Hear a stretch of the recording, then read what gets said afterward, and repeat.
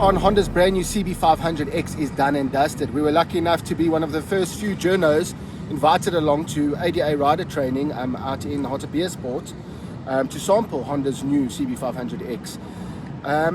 Look, at first glance, the bike looks really great. It reminds me very much so of the VFR 1200X, the Crossrunner.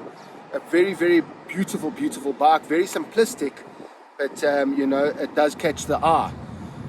We rode the bike. We did over 150 Ks on the day, and there was a lot of different conditions that we rode in. So we rode on the tar, we rode in deep sludgy clay-like mud, which was very slippery, and we still had the standard road tires on. So the conditions we rode in were more than the average person that buys this motorcycle is going to do. And everything from little rock climbs up steep, proper adventure riding, I would say. And the bike handled it perfectly. It really did. It amazed me to a point. It's got big piston forks on the front shower. The suspension is non-adjustable, which is a little gripe, but I mean the suspension works very well. I did really battle to bottom it out, especially when I was jumping it, going over some rock sections quite fast and things like that. The rim size, the wheel size is perfect for this little bike. It's a 19 front and a 17-inch rear, so you are able to do a little bit more adventure riding, off-road riding.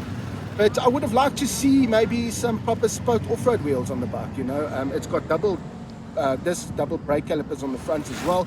The brakes are phenomenal on this bike, but not really needed, I think, on a bike like this. I would have much rather, if I was Honda, had a single caliper up front and put proper off-road spoke wheels on there, as opposed to these mag wheels.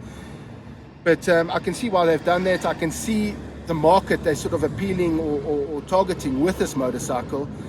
The CB500X has been out since 2013, in Europe and overseas, and I don't know why the bike hasn't been out in South Africa since then, because it is the perfect bike for our South African market. This current bike priced at 120,000 Rand. It is a bargain, not a lot of money for a lot of bike. You've got the HID headlights, everything like that. It's got a low seat height. It's got that proper Honda quality to it as well. So you can be rest assured that knowing that you're going to ride this bike for many years to come. It's not going to break on you, and it's not going to fall apart. It's going to serve you well. The fuel tank is very good as well. So economy, you're looking at over 500 Ks on the tank. It's a slightly bigger tank than the NT750, which is about 14.2. This is about 17.3 liters. So if you ride nicely, you'll get over 500 Ks on the tank, which is also a very big plus. A gripe I've got is the dash. Honda could have done much better with the dash. In the left-hand corner, there's a little rev counter about that big, and you really battle to see it, especially in the sun. You can adjust the brightness settings on the dash, but I think Honda could have done much better, maybe with some sort of gauge, like the old VFR 1200, something a bit more simplistic like that. But overall, fantastic. ABS front and rear. Another gripe, you can't turn the ABS off, but once again, you can see why they've done that.